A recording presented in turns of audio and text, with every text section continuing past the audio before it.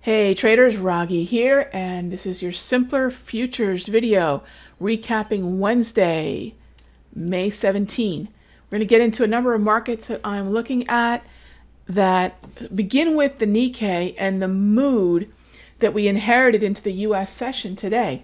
You take a look at the 5-minute chart of the Nikkei. We were already in a bad mood, if you will, to start off the day. Nikkei was rejected before the big sell-off.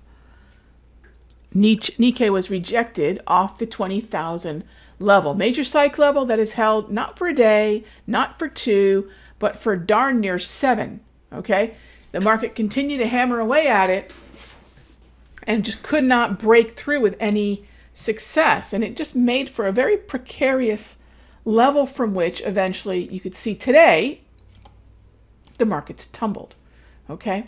Now, by the way, I don't make guesses as to which way this is going to go. That's a big mistake, to try to guess at, which way we could go here on this chart. And the reason I say that's a big mistake is because we could have found a bid above 20,000 and gotten momentum as much as we could have and did find the offer get awful heavy below 19,800. I mean, that can happen. So I don't want to underestimate when that happens, how the market will react. How do you gauge that? How do you understand that the acceleration is taking us lower? Well, first of all, you have to mark the support level through which a series of momentum trades are going to start to trigger and drag the market lower. And then when I say dissect, you take this daily candle and you look at a 5, 15, 30, maybe 60-minute candle, and you start to look at what type of response you're getting in terms of lower lows and resistance using a very important indicator that I call the 34 EMA wave, which is the 34-period exponential moving average on the high, the low, the close. If every time this market tries to rally, it runs into the dynamic resistance of these 3 moving averages, and I continue to plot red grab candles, it's pretty easy to say bearish momentum. Bearish momentum, if organized, gets me a bearish trend. And I gauge that by the angle of this wave being what I call 4 to 6 o'clock. And you can see that's exactly what we had. Well before the cash open. Well before the cash open. We were already in a pretty bad mood. Okay? That means I'm probably going to inherit that coming into the US markets. So let's take a look at the YM here. Now the trade we had, and I walked I think our premium members through this yesterday, and I'll walk you guys through it here today in the free video, is what I call the Dow Clearing Trade. This was something that I fine-tuned through the mid to late 90s and continued to do into the early 2000s, and that is play the clearing range, the opening 30 minutes of the market. I did it with stocks from about 94, 95 to about 2000, and then from 2000, 2001 on, I did it in the ES, NQ, and then eventually the YM. So you look at the first 30 minutes of the day, okay, first 30 minutes, and that's from the open to 10 a.m. And you mark the clearing range high and you mark the clearing range low, again, from 9:30 to 10 a.m. And you can see that's what I've done here. The thick red line, the thick green line.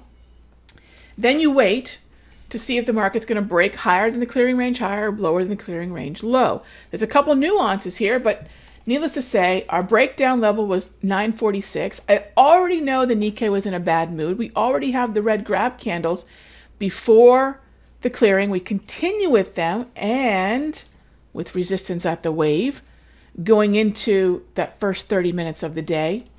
Pretty easy to say that I'm going to be trading with more of a bearish bias.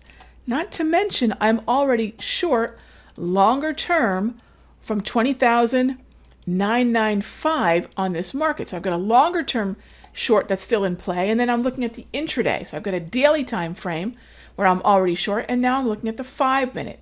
Does one affect the other? Not really. But I will tell you, when I've got a daily short, I am going to probably trade with a bias. Is that a bad thing? There's a lot of mixed messages on that, but I like trading with a bias, especially if I've got a trend behind me, most especially. So 946 becomes a short, and you can see some of the initial profit targets on the way down. And then it becomes simply a matter of just making sure the market doesn't break the top line of the wave. The great thing about trading futures, it's 5:21 p.m. East Coast. I'm still short, and I'm not going to get out of this short until we break the top line of the wave, which is the 34 EMA on the high, this green line right here. And it's dynamic, so as the market punches down to lower lows, this too will continue to trend lower. So I can follow the market down.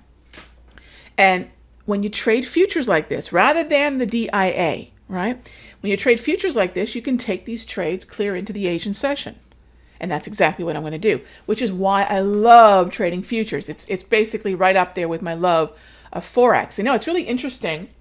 There was an article, I just sent it to my bestie, and I said, finally, us Forex and futures traders are the cool kids again. Forbes ran an article, let me show you right now, called All the Cool Kids Are Night Trading.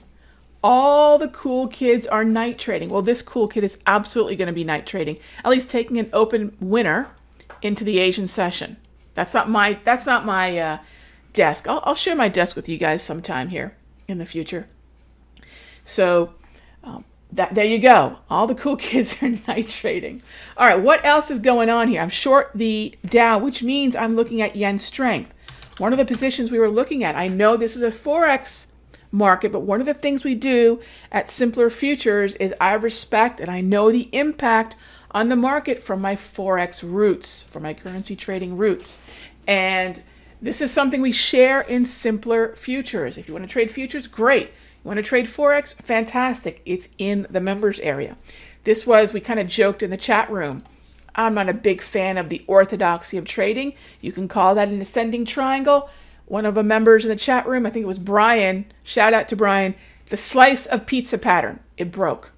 I have a bearish bias. Why? Well, if I'm already short and I'm a bear on the YM, the Dow futures, if I think 2400 is going to hold as resistance on the S&P, then I am looking for yen strength, because that's what strengthens when there's risk aversion in equities. Okay, awesome. That's exactly what I'm going to be dealing with now then.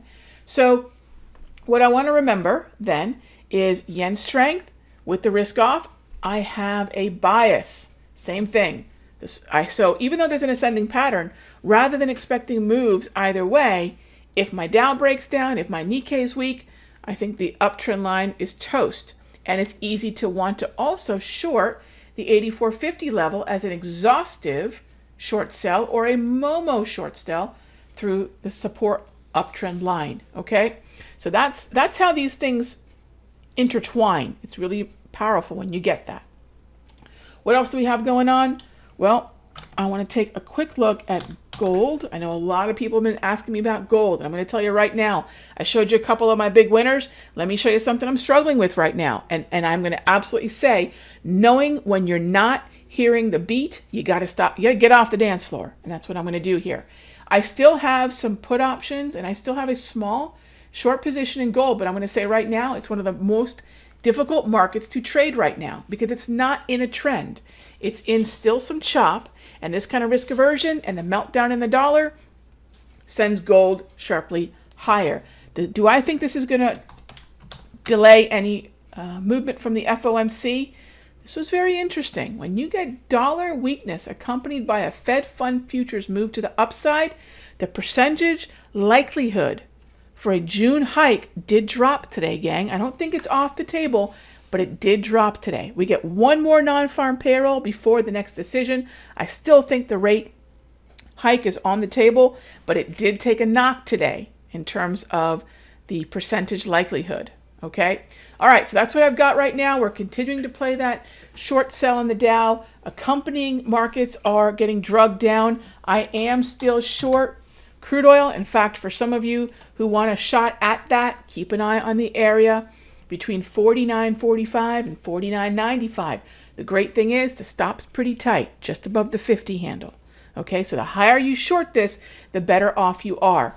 All right, so you guys know we do some pretty beefy free videos here at Simpler Futures, And I hope you enjoy them. If you have any comments or questions or even requests, just let me know. You can email me at raghee@simplerfutures.com. For my members, we're going to dive into, let me put that up there. Actually, it's Simpler Trading. simplertrading.com, okay? So you can reach out to me if you have any questions. My members, we're going to go ahead and dive into a number of the setups that I'm looking at going into tomorrow with Mario Draghi affecting the euro, affecting the US dollar. How can we continue to play the US dollar? Where can we continue to play the US dollar? A lot of you have been asking about the euro. We'll dive into all that in the premium video. See you there.